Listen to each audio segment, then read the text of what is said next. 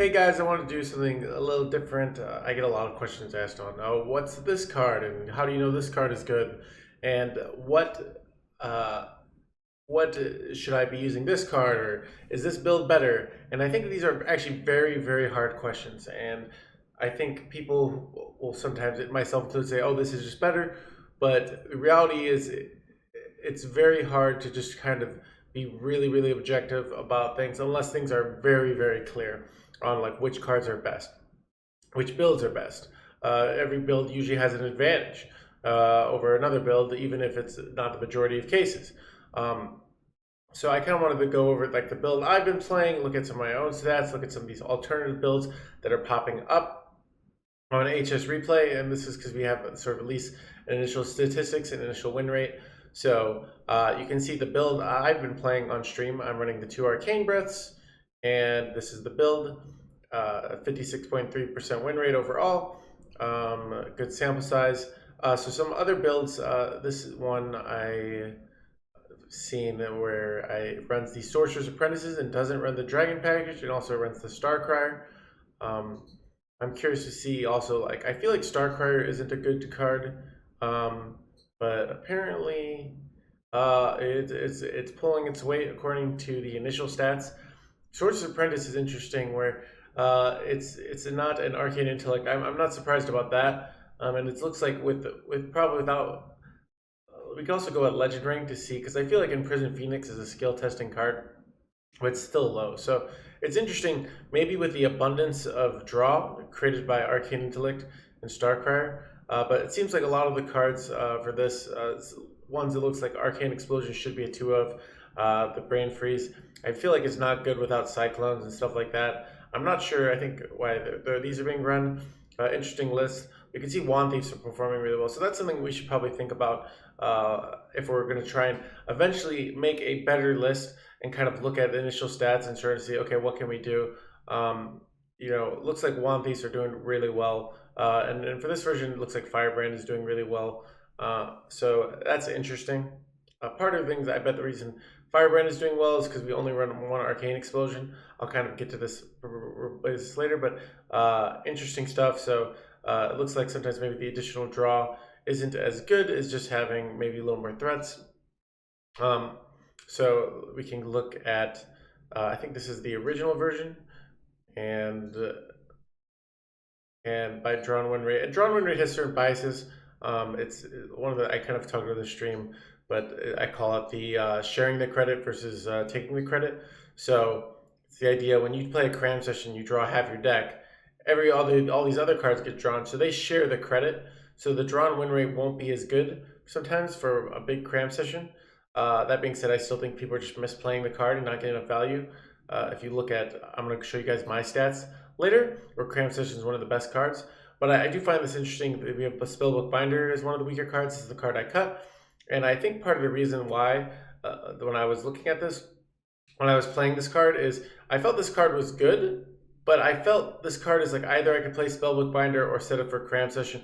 It was kind of like we want to use our mana for other things when we hit spell damage, not a 3-2 draw 1.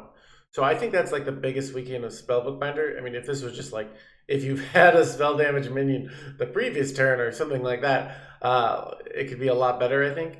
But it's often like we don't want to be just playing a spell damage minion and then getting no mana value of spell damage and playing the binder. So I don't think it's optimal. One of the nice things though about this is you can turn to draw your Cram Session, which can be really nice. But I think that's kind of what is kind of I find interesting about that. The Global Spellkin is low on the drawn win rate. So the Dragon package still not doing particularly bad, but not particularly on the top of the list of the cards that seem to be most important. So we got some interesting new lists. So this doesn't even have enough stats, but this one's really, it just showed up. I'm not sure, this might have been APX Void. I'm not sure who started playing this list. I'm not sure. But it runs still one Arcane Explosion, but it runs double Elemental Allies, it runs Zephyr, and it's got the Wand Thieves, but it's really looking to cycle through your deck. Has incredibly good cycle because of Elemental Allies, and then you can have a Zephyr as a finisher. Really interesting idea, performing well, but initial stats are having a lot of biases. So let's say, for example, this is just create, and I don't know if this has happened, but let's say this has 310 games, and let's say 100 of them are from APX Void, and let's say he hasn't played in a while, so he's climbing the legend, so he's just crushing it. And then all of a sudden, the average Joe comes on and it goes lower. So that's why you can say, okay, this has a lower win rate, the original version, but it also has the most sample size. So that can be misleading. It's seen the most attention. So that's why we kind of like want to do a little more statistical look into the cards. So let's look at the version I've been playing here. We can see that here we can see that Arcane Breath are doing well. So this is the card that on Glee's suggestion I started including, and it seems like it's a very good card. I kind of find without the Wand Thieves especially, I think if you're going to run dragons, I'm kind of convinced this is a must run because it just it's and because the dragons don't seem to perform that well on their own. Malagos is quite good, but these are kind of on the lower end. I found this interesting that Firebrand's not doing well and Arcane Watcher not doing well.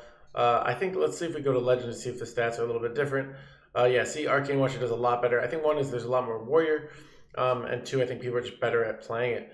So I know Arcane Watcher's done work for me. We're going to go to my statistics at the end to kind of, and also you look at your own statistics, can look at a way to see, what are you misplaying, what are you not.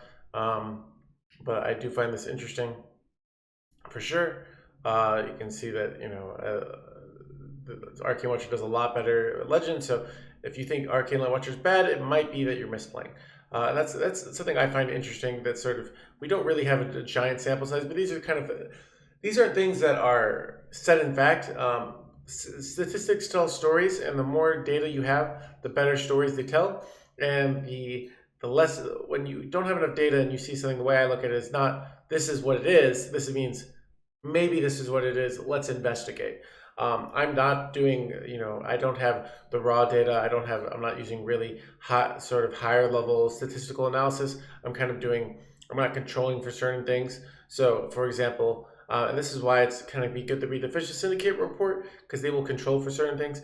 So, for example, they might look at, Cram Session, I said might have that bias where when it draws a bunch of cards, it shares the credit. But they might look in a game where, okay, when you go, the game goes 12 cards down. Does Cram Session help? Does it not? Stuff like that. There's interesting kind of. I'm not exactly sure, but they can do a little more controls. They can control for little things to remove biases to make the stats a little more accurate, and then they can kind of interpret things. So I think coming out. I don't think it comes out till next week. I believe. I believe it'll come out. Maybe it actually comes out this Thursday. I'm not sure. So, wait, yeah, I think it comes out this Thursday. Is the, but yeah. So, I'm losing time. I move, but I'm sure they'll have a lot to say about this, and they kind of have the best controls. So let's see. So if I go to my stats, you can see. Unfortunately, I was just kind of exhausted. Wasn't winning as well much last night on stream because this was about 60% before it, and I lost about 100 francs last night. I don't know if the meta adjusted. I don't know if I need to adjust my version. You can see my original version when I was playing Spellbinders was doing better, but it's just a smaller sample size. But let's look at the games. You can see, I think I was just playing poorly. I'm pretty exhausted because I didn't do well with Paladin as well. But if we look at Mage here, you can see drawn win rate. And you can see this. I thought it was interesting, which I wasn't. So you can see for me, the dragons are not performing well. You can see Frostbolt and Arcane Watcher are absolute money breakers. Cram Session, these are kind of not surprising, but and Cobalt Spellkin's doing better than some of these. So and this was a card that was originally around the deck, so maybe that's something that we'd rather have than over these Azure Explorers. These Azure Explorers might. I also know they're kind of crowding up the hand, so these are not performing well for me. So this is a case against the dragon package that I'm not doing as well. Firebrand I thought was interesting, but it might be a thing where I'm finding often like I don't like using the coin, or it's kind of awkward to set up for multiple turns. Like I find the Firebrand on 3 to be awkward, where Arcane Watcher on 3 is just fantastic. often we want to coin a 5 drop, or we want to do something like Cram Session. I've been finding Firebrands to be awkward, and this is kind of interesting, though not completely surprising, where I'm finding Astromancer has not been a good early play. And this kind of also might be a mistake on my end, because you can see Astromancer is a very bad Mulligan win rate for me. Now, this is only 91 games, but it might be, I'm kind of keeping in 57.1%. And this is kind of me telling me I should probably be throwing this away. Um, Interesting also, I'm having a bad, but you can see I don't think Blood Mage Thalanos is a Mulligan keep. You can see this. So I think this is just a statistical fluke. But these are kind of things of like, I'm wondering, okay, should I not be keeping primordial studies, or is this uh, but also like, so arcane explosion, that's interesting. So I'm wondering, maybe I should be keeping arcane explosion more. It looks like it's performing really well, and it's a thing of, so this is just kind of interesting. It looks like Cram Session, but even some of the stuff that I have been keeping, Violet Spellwing probably still keep, but wow, I can't believe Imprison Phoenix, such a bad mulligan rune. That really surprises me. So it's kind of just interesting seeing your own stats and seeing what, trying to make inferences of them and see if that's the advantage of playing the same list for a few days, because obviously Malagos is not going to, when you have Malagos in your opening hand, it's not a 0% win rate. It just happens to be from my side. So you can kind of see that realistically we don't have enough sample size, but Cram Session is the obvious. This card is what the deck is about. This is the card. So I mean, no surprises here, but it's interesting just kind of seeing your own stats. So I think also Vicious Syndicate has a version that didn't show up here, but they're running the Mask of Cthulhu. So so wait, I lose the so yeah. Anyways, that's kind of just some stats. Oh, I forgot about this version I wanted to talk about. This one runs another version that's doing quite well. I'm looking at Diamond through Legend to show you more stats, but that it's running these Eternal Arc Merchants and the Sorcerer Substitutes. But I think I looked and I saw the Sorcerer Substitutes weren't actually doing that well. But it's just interesting. Yeah, you can see it's one of the worst cards in the deck.